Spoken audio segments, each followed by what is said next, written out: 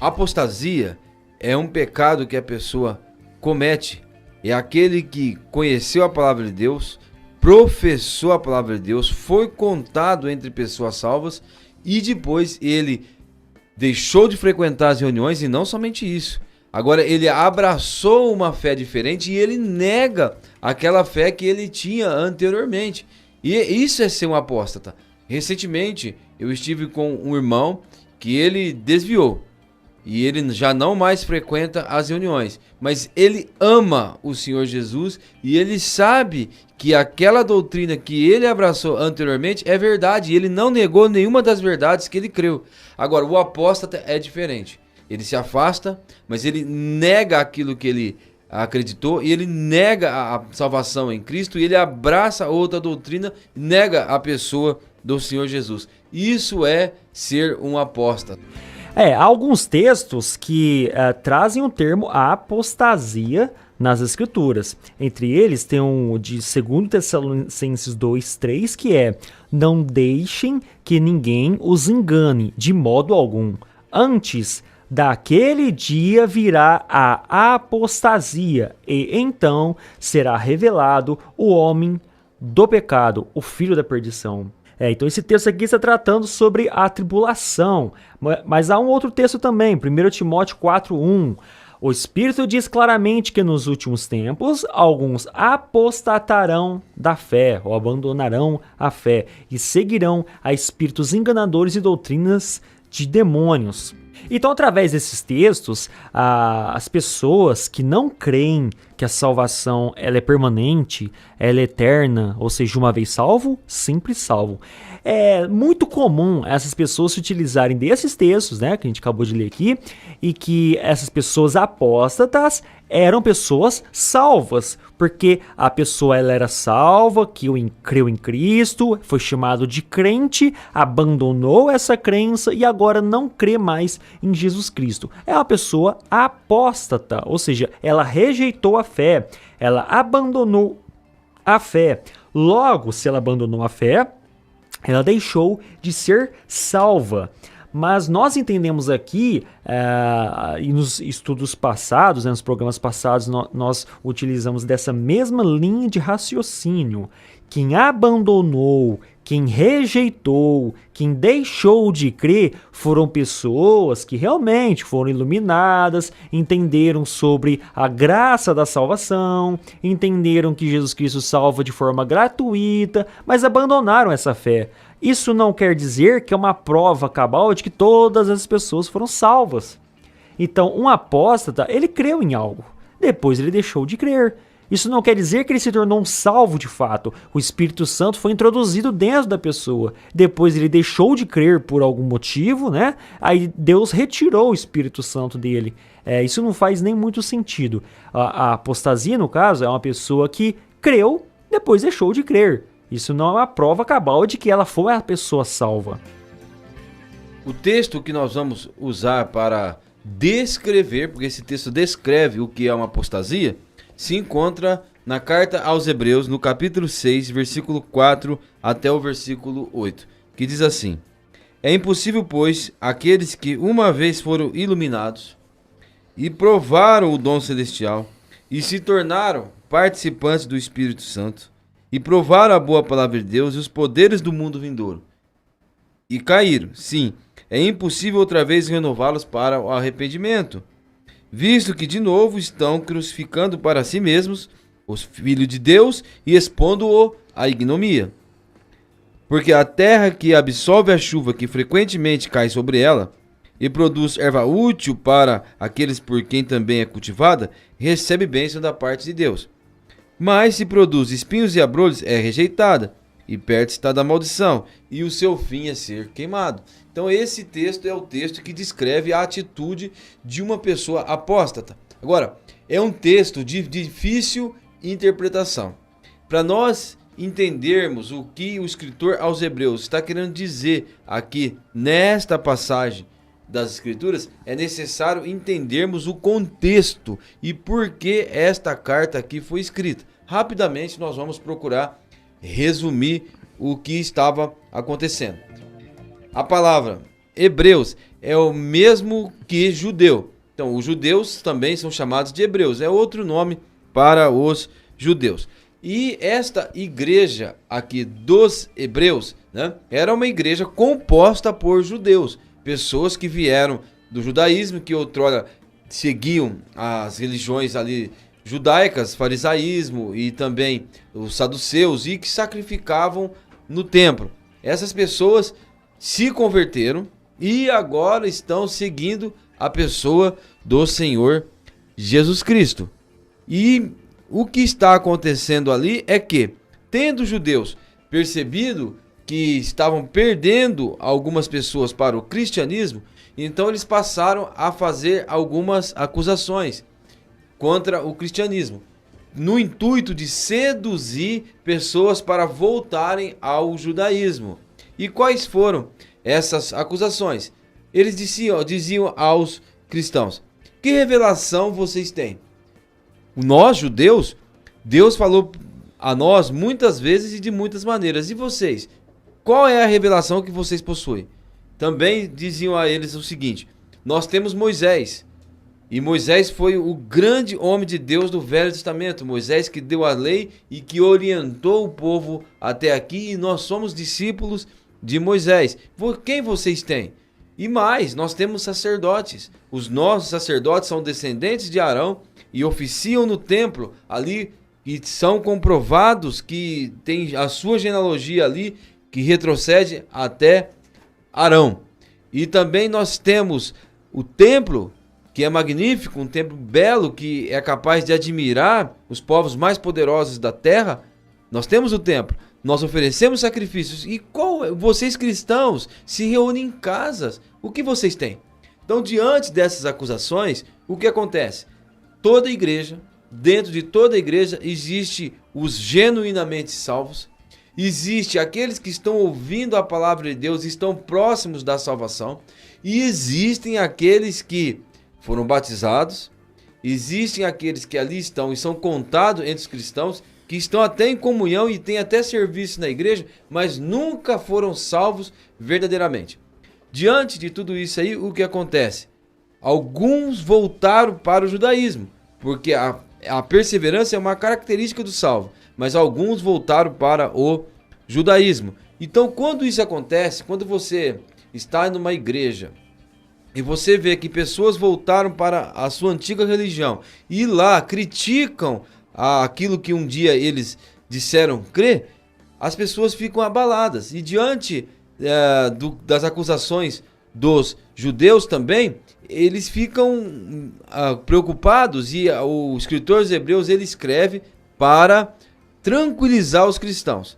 Ele disse a eles no capítulo 1: Deus antigamente falou muitas vezes e de muitas maneiras aos nossos pais pelos profetas, em sonhos, em visões, mas a nós cristãos, Deus falou, o próprio Deus falou na pessoa do Filho. A nossa revelação é superior à revelação que os judeus têm. E se eles têm Moisés, que era um servo de Deus, nós temos o Filho, que é o herdeiro de todas as coisas. Então, nós temos o Filho, e o Filho é superior a Moisés. Se eles têm sacerdotes, os sacerdotes deles morrem, e os sacerdotes deles são pecadores, que precisam que seus pecados sejam purificados para depois purificar o do povo. Nós temos Jesus como nosso grande sumo sacerdote, que não morre e que não tem necessidade, como sacerdote deles, de oferecer sacrifícios primeiro para os seus pecados e depois pelo do povo.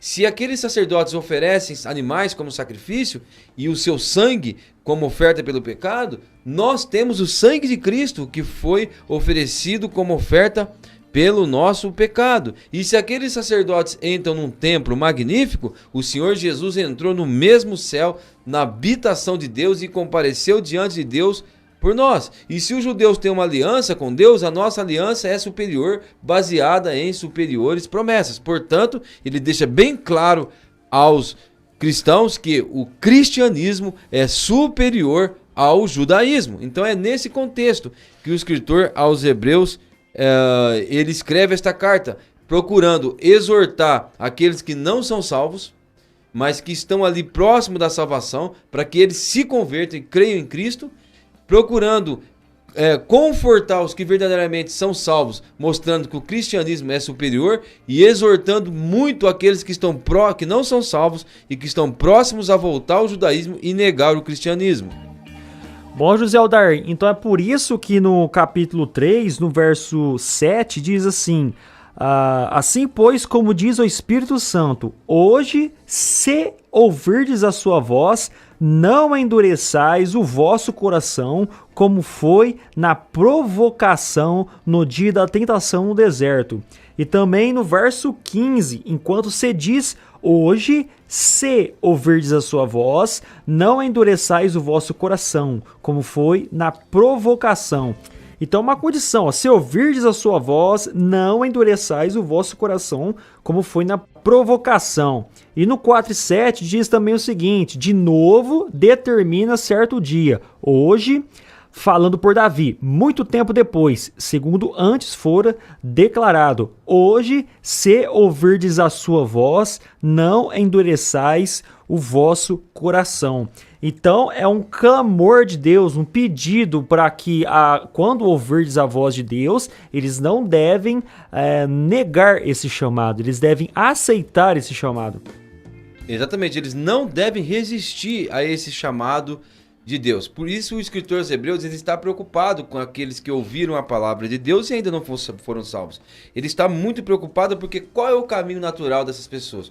O caminho natural, se eles continuarem resistindo ao Espírito Santo, é um endurecimento, né?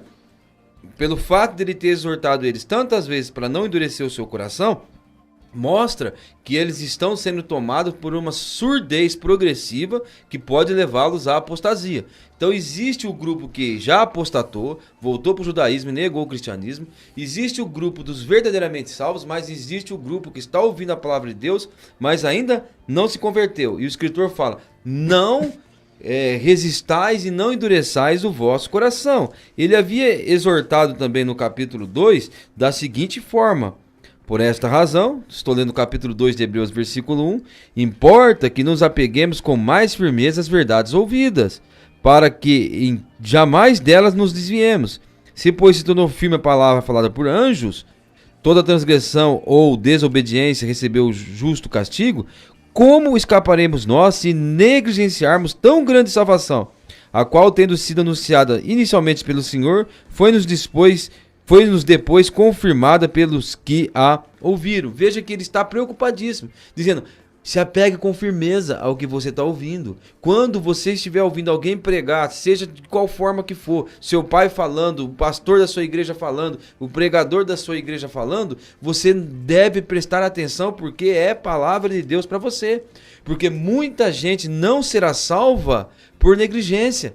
Ele está dizendo, como escaparemos nós se negligenciarmos esta tão grande salvação? Ele está preocupado com essas pessoas, está chamando essas pessoas para não resistirem mais à voz do Espírito Santo, para que eles não venham a se tornar pessoas consideradas apóstatas. Este é um perigo muito grande. Eu exorto você, que às vezes tem o seu pai que é crente, sua mãe que é crente, o seu irmão ou seus filhos, e você constantemente é confrontado pelo Espírito Santo com a verdade e você resiste. Não faça isso, porque isto é muitíssimo perigoso. Esse texto aqui, até um amigo meu uma vez ele veio perguntar sobre esse texto.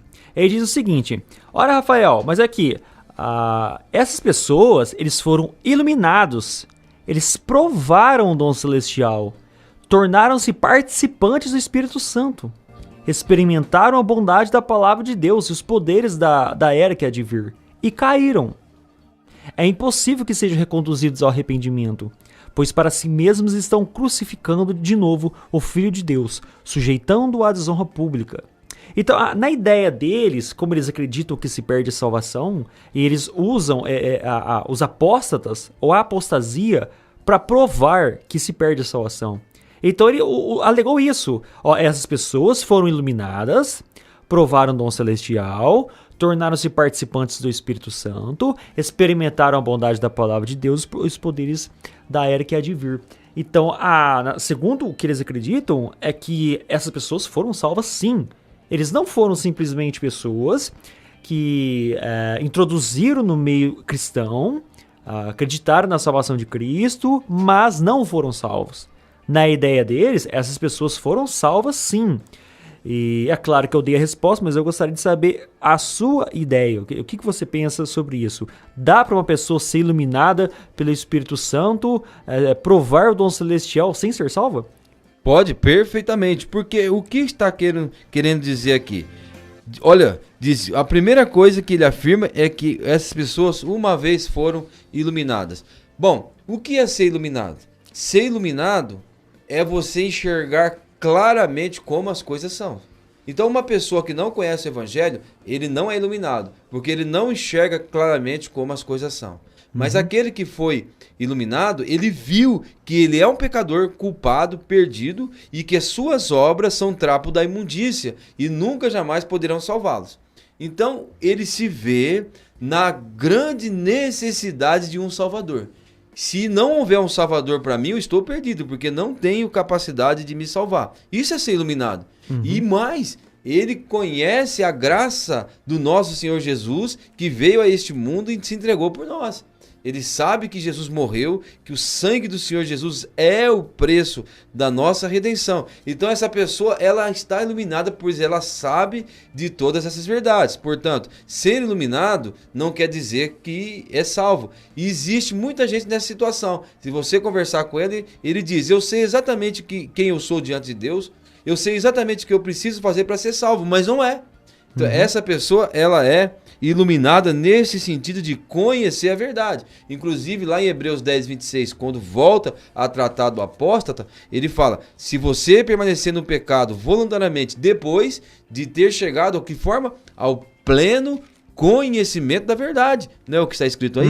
Essa pessoa foi iluminada, pois ela tem o pleno conhecimento da verdade. Fica mais do que provado de que uma pessoa que conhece essas coisas é uma pessoa iluminada, mas não é salva. A resposta que eu dei, José Aldair, para ele foi o seguinte: lá em João 8,12 diz que Jesus é a luz do mundo, ou seja, de todo o mundo.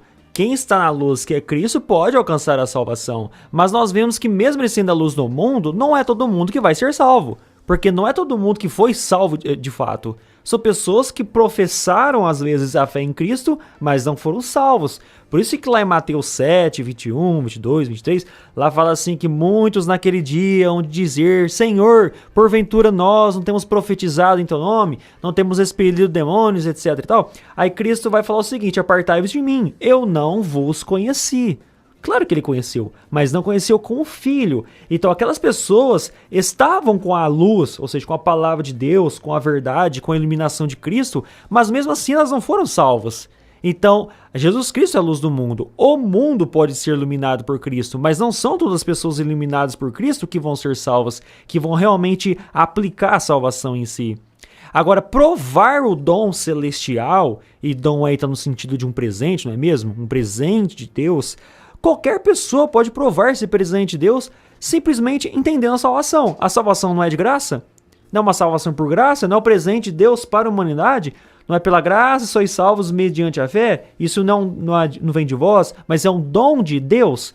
Então, um dom aqui é a salvação gratuita de Deus. Se a pessoa entender isso, ela já provou o dom celestial, mesmo ela não aplicando. E o que seria esse fizeram participantes do Espírito Santo? Não está totalmente ligado ao dom de Deus, ou essa graça de Deus, ser participantes do Espírito Santo? Na sua ideia seria mais ou menos isso? Olha, eu gostaria de voltar só um pouquinho antes, porque tem um exemplo que eu gosto de usar quando estou tratando com este versículo. Quando fala provaram o dom celestial, qual foi o grande presente que Deus deu à humanidade? Está lá escrito em João capítulo 3, versículo 16. Deus amou o mundo de tal maneira que deu seu Filho unigênito para que todo aquele que nele crê não pereça, mas tenha a vida eterna. Então Jesus é o presente de Deus para a humanidade. Às vezes eu vou em um supermercado e ali está tendo uma promoção. Ontem mesmo eu fui em um supermercado e a moça estava fazendo degustação de um refrigerante. E ela me ofereceu e eu não bebi. Mas às vezes está fazendo degustação de outros produtos, uma carne, algum alimento. Então, às vezes eu costumo provar. Mas então, depois que você prova, a pessoa diz assim: olha, esse produto está na promoção, leva para sua casa. Você vai levar ou não vai levar. Então, na maioria das vezes a gente não leva, mas a gente prova. Você provou, mas não levou. Então as pessoas provaram o dom celestial, mas não adquiriram, mas não tomaram posse. E como você falou com respeito de se tornaram participantes do Espírito Santo, o que a Bíblia afirma? Como se dá a salvação de uma pessoa e como se dá a iluminação de uma pessoa? Quem ilumina a pessoa? A palavra de Deus, que diz, né? Lâmpada para os meus pés é a tua palavra e luz para o meu caminho, mas também o Espírito Santo ilumina a pessoa. Jesus disse que ele viria para convencer o mundo do pecado, da justiça e do juízo. Então, uma pessoa que foi iluminada, evidentemente que o Espírito Santo trabalhou na mente dela, trabalhou no coração dela. Quando a palavra de Deus é pregada, o pregador está falando, o Espírito Santo está atuando. E essa pessoa, então, ela foi confrontada pelo Espírito Santo. O Espírito Santo insistiu com ela. O Espírito Santo trabalhou na vida dela ao iluminá-la e fazer com que ela provasse do dom celestial. Então, essa pessoa se fez participando do Espírito Santo nesse sentido. Mas não quer dizer que ela é salva. Sim, todas as pessoas, antes de ser salvas, elas já se fizeram participantes do Espírito Santo, porque ele que convenceu aquela pessoa do pecado. Por isso que essa pessoa ela está se chegando às Escrituras. Porque ela entendeu que ela é pecadora. Então ele convenceu a pessoa do pecado, da justiça e do juízo de Deus. E muitas vezes a pessoa rejeita aquele estudo bíblico e não quer ser salva, não se interessa. Mas ela foi participante do Espírito Santo. Mesmo que o Espírito Santo não habitou dentro dela, mas ele estava ali convencendo aquela pessoa. Então o Espírito Santo fez a parte dela. Foi a pessoa que não quis aceitar a palavra de Deus. E provar a boa palavra de Deus, provar das Escrituras, da palavra de Cristo, isso todas as pessoas do mundo podem provar. Simplesmente ler a Bíblia. Ler um texto bíblico, ser iluminado por esse texto bíblico. Não quer dizer que a pessoa necessariamente tem que converter para provar da boa palavra de Deus. Não é isso que o texto está dizendo. É claro, a pessoa, ao ler as Escrituras, o que ela vai encontrar ali? Vai encontrar promessas de Deus. Deus falando a respeito da vinda do Senhor Jesus Cristo ao mundo. Se você ler o Velho Testamento, quando você lê o Novo Testamento, você vai ver que Deus cumpriu a sua promessa. O seu Filho veio ao mundo para ser o Salvador do mundo, mas você vai ver também as promessas a respeito da volta do Senhor Jesus, que ele virá e que ao nome de Jesus todo joelho se dobrará, toda língua confessará que Jesus Cristo é o Senhor para a glória de Deus Pai. E Deus diz também que se nós somos filhos, somos também herdeiros. Herdeiros de Deus e cordeiros de Cristo. Então, a palavra de Deus traz inúmeras promessas para nós. De o nosso corpo ser revestido, de nós sermos resgatados da presença do pecado. E uma pessoa que está frequentando uma igreja, onde a palavra de Deus frequentemente é pregada, ela está provando da boa palavra de Deus. Então isso não prova que essa pessoa era salva e perdeu a salvação também. É isso aí. E continuando o texto, diz também assim, ó, essas pessoas provaram as virtudes do século futuro. Ora, a pessoa está recebendo um estudo ou escutando uma pregação, uma mensagem, e dentro dessa mensagem há uma promessa de que após a salvação ela vai estar em glória eternamente com Deus. Ela provou da palavra de Deus. Não necessariamente essa pessoa ela tem que converter para provar as virtudes do século futuro. Não há necessidade alguma. A partir do momento que a pessoa ela aprende a palavra de Deus, ela está recebendo a iluminação, está sendo participante do Espírito Santo, está provando a boa palavra de Deus, está provando as virtudes do século futuro. E o texto continua: e caíram. É impossível que sejam reconduzidos ao arrependimento, pois para si mesmos estão crucificando, e de novo o Filho de Deus, sujeitando-o à desonra pública. Ele está abandonando essa graça salvadora, está abandonando a pessoa de Cristo, a salvação de Cristo. Essa pessoa não quer essa salvação, ela quer um outro tipo de salvação, ela quer um outro tipo de evangelho. Por isso que essa pessoa não pode ser salva. Não tem como ser reerguida, levantada ou reconduzida ao arrependimento, porque essa pessoa abandonou o verdadeiro evangelho. Escolheu no lugar do verdadeiro evangelho um evangelho falso. Exatamente. E além do mais, que esses cristãos hebreus, eles viveram em uma época antes que o templo de Jerusalém tivesse caído. Então, nesta época, os apóstolos mesmos, eles curaram os enfermos, né? Nesta época, eles ressuscitaram os mortos e coxos andaram. Então, eles viveram nesta época. E como diz a Bíblia, que no mundo vindouro será assim, que os coxos saltarão de alegria, os cegos terão capacidade de ver, os surdos de ouvir e os mudos de falar. Então, naquela época, nesse sentido também, eles provaram os poderes do mundo vindouro. E depois de tudo isso, eles caíram.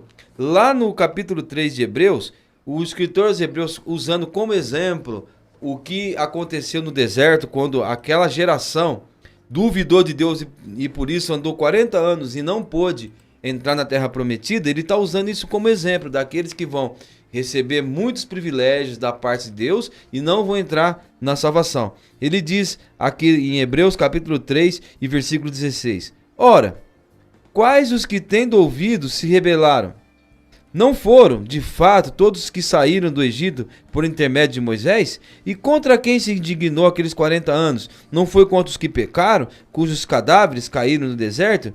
E contra quem jurou que não entrariam no seu descanso, senão contra os que foram desobedientes? Vemos, pois, que não puderam entrar por causa da incredulidade. Então, ele está comparando esses hebreus àquelas pessoas que viram milagres da parte de Deus, eles viram as 10 pragas arrasarem com o Egito, eles viram o Mar Vermelho se abrir, viram Deus tirar a água da rocha, mandar o maná do céu, viram Deus mandar as codornizes quando eles reclamaram da falta de carne, tiveram muitos privilégios e depois de tantos privilégios ainda foram incrédulos. Então, os hebreus, esses que estavam voltando atrás, esses que apostataram, tiveram muitos privilégios. Viram todos os milagres que foram feitos por intermédio dos apóstolos e presenciaram muitas coisas naquela época, viram a palavra de Deus ser pregada, viram muitas pessoas se converterem e mesmo assim eles caíram e voltaram atrás ao judaísmo. É isso aí. Então, assim, uma característica do apóstata não é apenas estagnar ou deixar de ser um cristão, mas mesmo assim gostando da Bíblia, gostando de Deus, das Escrituras, de Jesus Cristo. Muitas pessoas são assim. Você deve conhecer pessoas que se dizem cristão, mas não é praticante, não vai nas reuniões, não lê a Bíblia. Isso não é um apóstata, tá certo? A característica de um apóstata, como esse povo do livro de Hebreus, eles voltaram às velhas práticas judaicas e pregavam aquilo, afirmavam aquilo, abandonaram a graça de Cristo e ficaram com o legalismo. E nesse mesmo período de gnosticismo, de pessoas que abandonavam o verdadeiro evangelho, nós vemos que as características dos apóstatas é pregar um outro evangelho. Então lá em 1 Timóteo 4, de 1 a 3, diz o seguinte: Mas o Espírito expressamente diz que nos últimos tempos apostataram alguns da fé, dando ouvidos a espíritos enganadores e a doutrinas de demônios.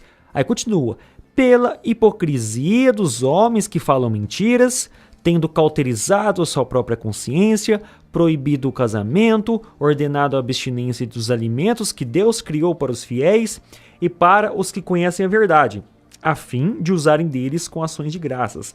Então percebemos aqui que esses apóstatas, eles não simplesmente abandonaram a fé, eles pregaram coisas, doutrinas, uma teologia contrária às Escrituras. Eles falam mentiras, cauterizam a própria consciência, proíbem casamento, ordenam a abstinência de alimentos, isso no contexto do livro de Timóteo. E continuando aqui, em 2 Timóteo 2,17, diz o seguinte: além disso, a linguagem deles corrói como câncer, entre os quais se incluem Himeneu e Fileto. Estes se desviaram da verdade. Não só isso, asseverando que a ressurreição já se realizou, estão pervertendo a fé alguns. Então note aí, o apóstata, ele não simplesmente abandona a fé, mas ele faz proselitismo. Ele prega um novo tipo de salvação para as pessoas, um novo evangelho para as pessoas. Então, o apóstata, ele tem essa característica, ele não simplesmente abandona a fé, mas ele prega um novo evangelho. Lá em Gálatas 1, 6-8, diz assim: admiro-me de que vocês estejam abandonando tão rapidamente aquele que vos chamou pela graça de Cristo, para seguirem outro evangelho, que na realidade não é o evangelho. O que ocorre é que algumas pessoas estão perturbando, querendo perverter o evangelho de Cristo. Mas ainda que nós, a um anjo dos céus, pregue um evangelho diferente daquele que pregamos a vocês, sejam amaldiçoados. Então lá no livro de Gálatas, muitas pessoas estavam abandonando o verdadeiro cristianismo, o verdadeiro evangelho, e voltando para um outro tipo de evangelho que era com lei. Então, um apóstata não é aquela pessoa que desviou, entre aspas, mas é aquela pessoa que desviou e prega um outro evangelho, novas doutrinas, novas características de salvo. Esse é um apóstata. Então, amigo ouvinte, se você, quando lê esse texto, e talvez você esteja desviado, talvez você não esteja frequentando mais a igreja, e você fica pensando que não há salvação para você, não é isso. Há salvação para você. Você volte para sua igreja se um dia você já frequentou, está desviado, e passe a estar junto com os irmãos, pois Hebreus diz, não deixando de congregar como é costume de alguns, né? Mas se você não foi verdadeiramente salvo, você tem que se arrepender o mais rápido possível, entregar a sua vida nas mãos do Senhor Jesus para receber dele salvação, para receber dele também a sua proteção. Eu gostaria de contar um caso bíblico, né, que vai ilustrar bem também o perigo que corre uma pessoa que vai rejeitando o evangelho de Deus. O Rafael vai se lembrar, os amigos ouvintes vão se lembrar que o evangelho chegou na cidade de Samaria por intermédio da pregação de um servo de Deus chamado Filipe. Então, quando ele pregou ali em Samaria, muita gente se converteu, muita gente se arrependeu. E entre eles tinha um homem na cidade muito famoso. Este homem era conhecido ali na cidade como o poder de Deus. Por quê?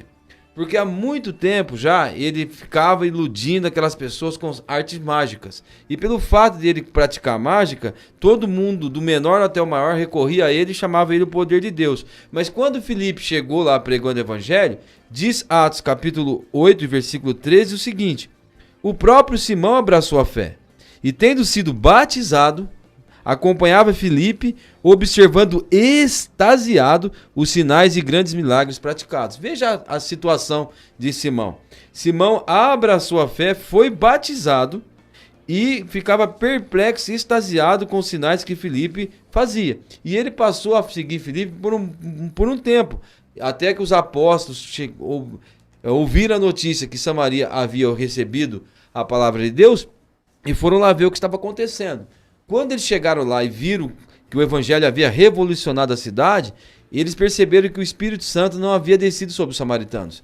E quando eles começaram a impor as mãos sobre os samaritanos, o Espírito Santo descia sobre eles. E Simão então ficou impressionado com isso e tomou a seguinte atitude: ele ofereceu dinheiro aos apóstolos para que fosse concedido a ele também o dom sobre quem ele pusesse as mãos e recebesse o Espírito Santo. Quando o apóstolo Pedro viu isso, Pedro percebeu que este homem não era salvo. Veja, ele foi batizado por Filipe, este homem passou a seguir Filipe, ele deixou a vida de mágica e mudou de vida e foi seguir Filipe, né? Mas ele não foi verdadeiramente salvo. Ele seguiu, foi batizado, estava contado entre cristãos, mas não era cristão. E o que acontece? Pedro, porém, capítulo 8, versículo 20, lhe respondeu: o teu dinheiro seja contigo para a tua perdição. Jamais um salvo ia ouvir isso, né? Pois julgastes adquirir por meio dele o dom de Deus. Não tens parte e nem sorte nesse ministério. E quem conhece a palavra de Deus sabe que todo salvo tem parte, tem sorte no ministério da palavra de Deus, pois recebe de Deus um dom espiritual quando ele foi salvo. Isso significa que Simão não foi salvo. Então Pedro diz para ele: não tem parte nem sorte nesse teu ministério, porque o teu coração não é reto diante de Deus. Agora Pedro diz: arrepende-te, pois, a tua maldade e roga ao Senhor. Talvez seja perdoado o intento do teu coração. Veja que Pedro não disse que era certeza que este homem seria perdoado. Ele disse talvez. Talvez seja perdoado o intento do teu coração, e disse mais: vejo que estás em fel de amargura e em laço de iniquidade. Então Simão, ele chegou a abraçar a fé, a ser batizado, ser contado como os cristãos, mas não era verdadeiramente salvo. E Pedro diz que para ele não havia certeza de que ele seria perdoado. Mas Pedro diz, roga a Deus, talvez seja perdoado o intento do teu coração, pois vejo que está em fel de amargura, em laço de iniquidade. Então, ouvir a palavra de Deus e não se arrepender verdadeiramente por falta de atenção e negligência é um pecado grave, que vai fazer com que o seu coração possa ser gradativamente endurecido. Quanto mais tempo passar ouvindo o evangelho sem se arrepender, mais difícil vai ficar a sua salvação. E aquelas pessoas que estavam na igreja ali dos hebreus estavam caminhando para isso, e então o escritor aos hebreus ele os exorta para se converter hoje e não endurecer o seu coração, para que eles não possam ser completamente endurecidos e chegar ao ponto em que eles não se arrependam mais e se tornem apóstatas. E, continuando, ainda o escritor vai usar uma parábola, uma pequena parábola, aqui em Hebreus capítulo 6, quando ele diz o seguinte: a terra que constantemente absolve a chuva que cai sobre ela, no versículo 7, né? E produz erva útil para aquele por quem também é cultivada, recebe bênção da parte de Deus. Mas se produz espinhos e abrolhos, é rejeitada e perde-se da maldição, e o seu fim é ser queimado. O que ele está querendo dizer com isso? Ele descreve solos que recebe chuva, ou seja, a bênção da parte de Deus, constantemente cai sobre ela.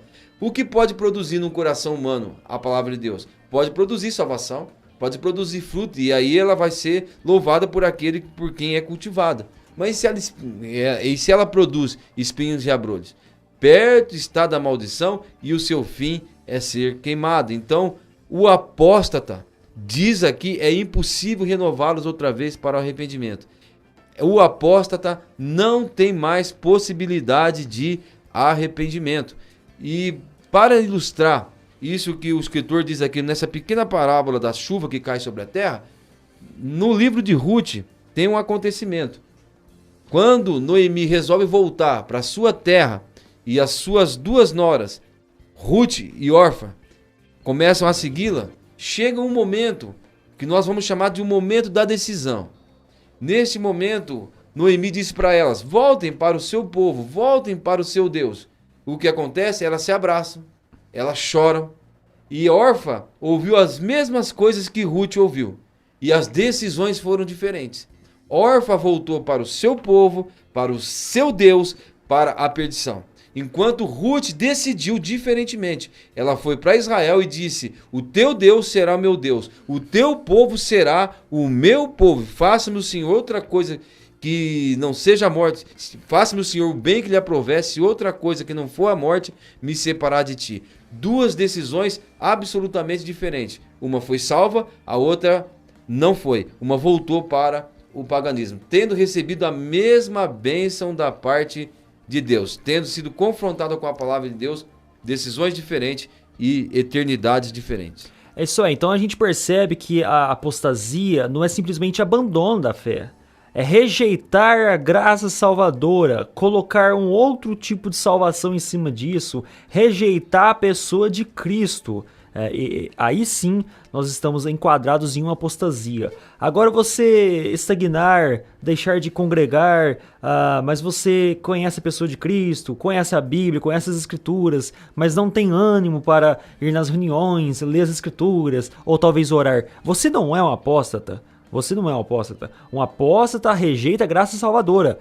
Uma pessoa que saiu de uma denominação que ele considerava aquilo como seita, porque impõe coisas para ser salvo, ela abandona aquela religião e ela vai para abraçar as Escrituras, abraçar a graça salvadora. Essa pessoa não é uma apóstata.